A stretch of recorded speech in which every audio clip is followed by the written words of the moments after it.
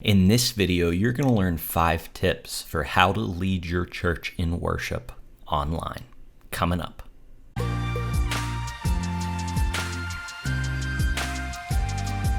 Hey, Spencer here from leadingworshipwell.com, your daily dose of practical worship leading tips. If you want to find those tips, head over to Instagram or Facebook at leadingworshipwell, where I'm posting new worship leading tips every single day. But you're here on YouTube, so go ahead, hit the subscribe button down below, and let's get into it. Because if you haven't heard, everybody's church services are online now.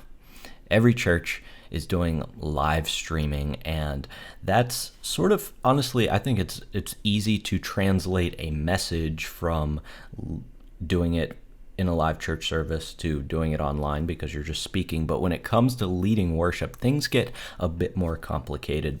And so in this video, I just want to share with you 5 tips that you can use to improve your online worship leading, because it is different than leading in a room with your church. And so you're going to learn those 5 tips today. This isn't going to be about the technical side of things, like how to set up a live stream. If you haven't noticed, I don't really talk about gear on this channel.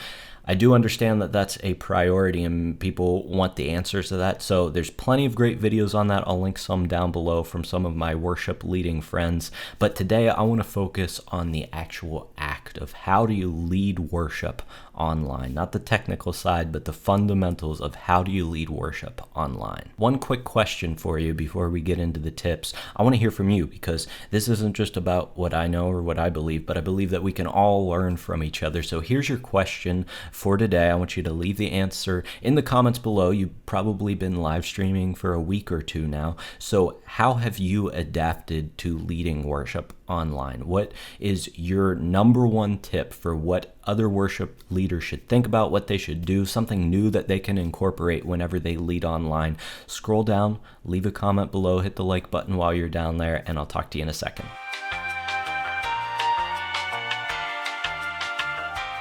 Thanks so much for leaving your answer in the comments below. Let's get into the 5 tips. Tip number 1 is to acknowledge the situation. Listen, it's not a secret. We're not hiding it from anyone. We are not gathering in person as a church right now for the time being. And so we need to acknowledge that. We're not hiding it from people. People are acutely aware that that is happening. And so how do you acknowledge the situation? Well, you bring it up in the language that you use whenever you're leading online.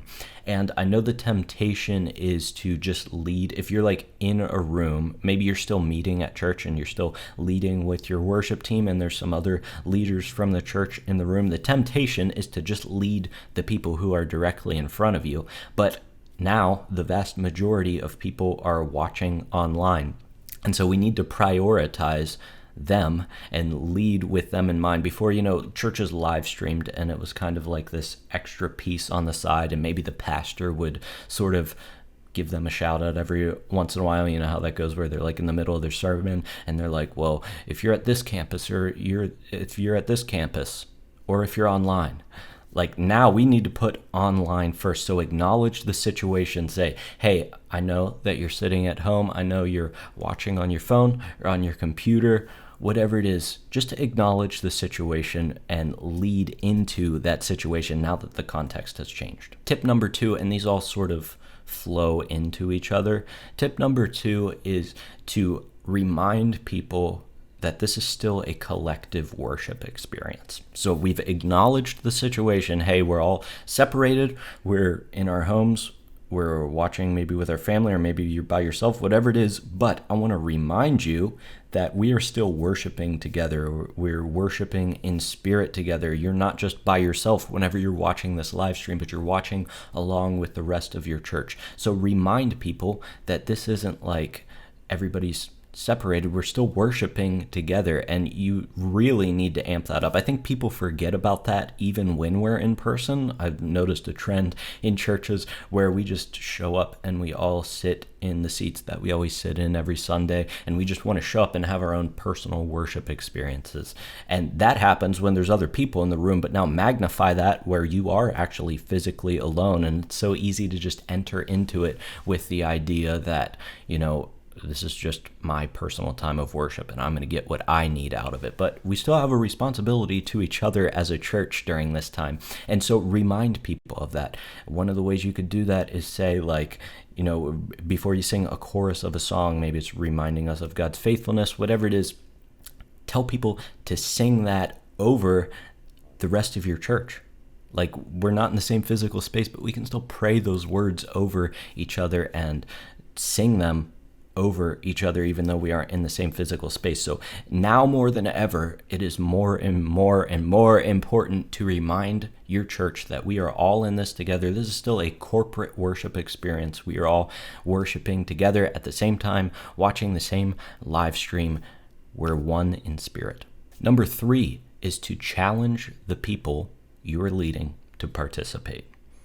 Now people are, showing up to church in their pajamas, or they just woke up. Your service is at 10, they wake up at 9:55 now, and they get their phone open and tune into the live stream. I don't think that there's anything wrong with that, but the temptation for them now is, okay, well, I'm just watching this, so I'm just going to consume it, because we're so used to consuming video online, just like you're consuming this video right now. You want something out of it, but we want to challenge people to do something. So remind people to take it a step further. Remind them that we aren't just here to watch a video or to listen to a few worship songs, but we want them to be worshiping along with us. We want them to be singing. We want them to be praying. We want them to be, if you have a live chat feature, encouraging other people in the chat. And so challenge people to participate, because the temptation is so real right now to just sit back and consume. Tip number 4 is to consider the environment that your live stream is happening in. So try to make it intimate. Think about where the majority of the people who are watching the live stream, who you are leading, think about where they're watching the live stream from, right? They're probably sitting in their living room at home. They're sitting around their house, and it's a relaxed environment. So it's okay for your live stream environment to be relaxed. So maybe you move from the stage and you grab an acoustic guitar or two and you go sit out in your welcome center. Or maybe you have an extra room somewhere in your church building that's smaller. Go find those environments in your church and lead from those environments, because I think that builds a connection piece between, okay, I'm just tuning in to some church where people are on a stage, to, okay, I'm in my living room. I know the other people watching are in their living room. Even the person leading me is just sitting on a couch somewhere. Like, that's real and that's authentic, and people connect with that, I think, even more than just like tuning in to watch I'll call it a concert. Because obviously whenever we're there in person, we can navigate that like this isn't a concert, but I think it's even harder to do that whenever somebody's just watching a video, because anytime we watch music online in video form, it's meant to be consumed. So if we can just peel back the layers, make it more intimate, make it authentic, not that worship on stage isn't authentic, but it's even more authentic to the season that we're in right now, where we're all trapped at home and we're just sitting around.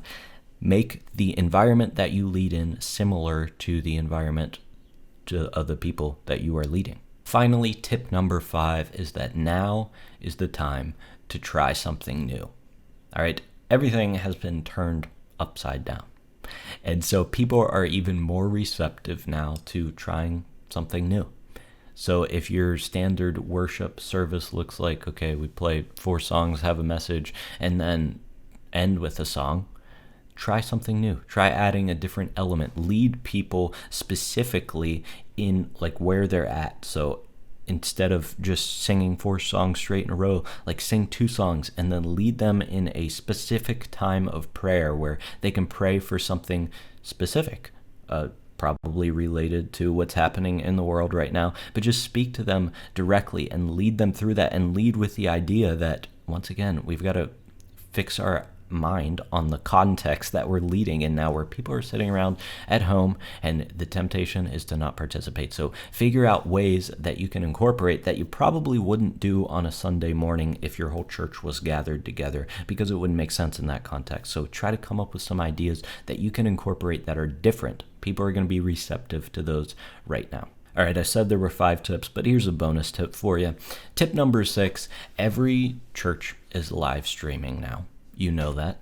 And here's what that means for us as worship leaders. I've talked about this before. If you want to improve your worship leading, go watch another church's live stream.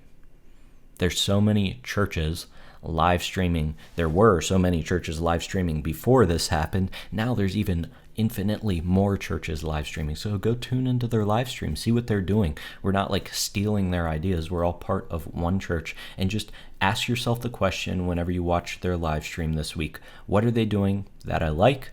And also, what are they doing that I don't like? Because you can learn from that too. Like maybe it works in their context, but it wouldn't work in the context of you leading your church. So just watch other churches' live streams and you'll learn so much and you'll get so many ideas. We're all in this together. We can all learn from each other. So if you didn't leave that comment down below yet where I asked you what's your best tip for leading worship online, go leave that comment down right below because we all want to learn from each other. Thanks so much for joining me today. I know that these times are crazy right now. We're going to get through it, and we just need to be faithful to leading worship in this season. Like I said, the fundamentals of leading worship haven't changed, just the context. So everything that you've been learning through leading worship well, through your years of worship leading, the fundamentals haven't changed. We just need to learn how to apply those to the new context that we are leading in right now, and maybe I'll address that in a future video. But thanks so much for joining me today. Until I see you next time, keep washing your hands and keep leading worship well.